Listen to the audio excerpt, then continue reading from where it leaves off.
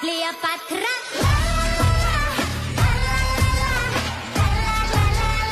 La Cleopatra. How to live just like they would. It ain't their business, but they in it. I don't know why. Then guys, dito na kami nag-arrange ng mga declutter para mamaya. Ayan. Ayan guys, punta na kayo guys. Mga Mura na lang, bagsak presyo, bagsak presyo. super dami Tag dito 50, guys. tag As in, 50, tag 50 guys, na tingnan lang. nyo, may mga pants, may mga skirts. Guys, ang ganda pa nito. Mura na lang to. Siguro guys, rebenta lang natin to mga 100. Siguro ano na 100.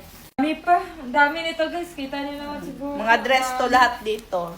Ito na, mga tops. Meron pa din. Ayan, ito pa, ibubukod pa. Ayan, Basta nandyan ang pa. dami guys, kaya punta na kayo. So may mga gamit din kasi kami hindi na nagagamit guys. Kaya ibibigyan na lang namin to as freebies. Sa mga bibili. Oh, kami may bag.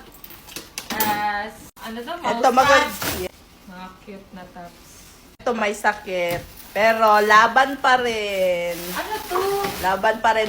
Siya daw magiging cashier niya Parang yun. akin na. Puro bago guys. Like, hindi pa nasuot. Ang dami guys. Sobrang dami. Ang ganda.